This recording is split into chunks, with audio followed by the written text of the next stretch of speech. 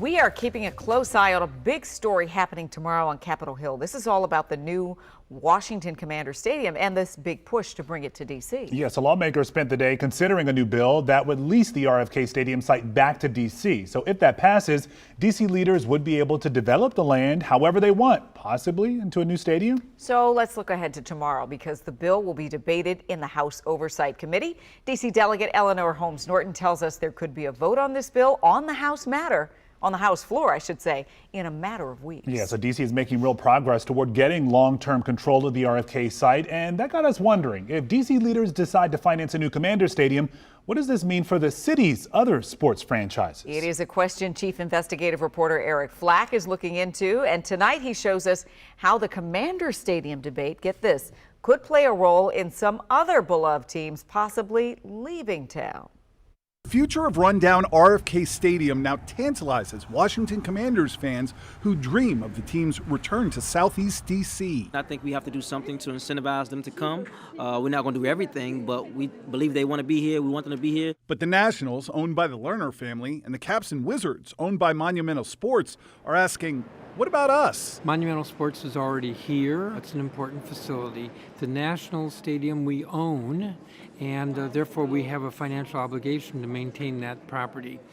There is no football team here right now. A D.C. official tells me Monumental Sports owner Ted Leonsis is in negotiations with D.C. government to finance major upgrades at Capital One Arena. But he's also considering moving the Wizards and Caps to a new Northern Virginia home. And how much D.C. is willing to pay in upgrades to 26-year-old Cap One could impact his decision. Across town, Nats Park turned 15 this year, and the team has gone back and forth with the city about who's going to pay for renovations there, including a new high-tech scoreboard. Some on D.C. Council believe those three franchises, not the Commanders, is where the city should be putting its money. Listen, I am pulling for the team on Sundays. It is an exciting time to see new owners, see Dan Snyder get out of here, see the team winning on the field. That's good news.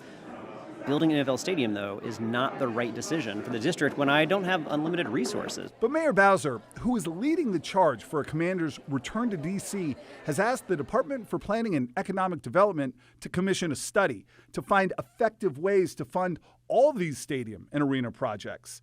And sources at DemPed tell WUSA 9 they are just days away from finalizing the deal to get that study done. Tuesday morning, I asked Mayor Bowser, can the city realistically finance it all? And the criticism would be, but it's going to be on the backs of taxpayers. Listen, we have sports. We've supported sports. We brought Major League Baseball to Washington, D.C. All of those criticisms existed. We built a stadium. We built a World Series champion at that stadium, among other investments that we've made. So there are always ways to make investments that have a payoff for the city. And we know that world-class sports have a payoff for the city. Are you open to even exploring trying to do it all? Well, I think that's the responsible thing for us to do, is to consider all of our options that are on the table. But at the end of the day, again, it's going to be about priorities. We really have to focus on the teams that we currently have in the district and shoring up to make sure that they remain. The dollars and cents only go but so far. Councilmember Christina Henderson also told Eric a lot of this conversation is premature, and that's because, as she pointed out, D.C. does not have control of the land yet. But with Virginia and Maryland fully committed to pushing for this new stadium, the district has to be ready to get in the game as soon as possible. By the way, we reached out to the Commanders, Monumental Sports, and the Nationals for this report. All of them said no comment.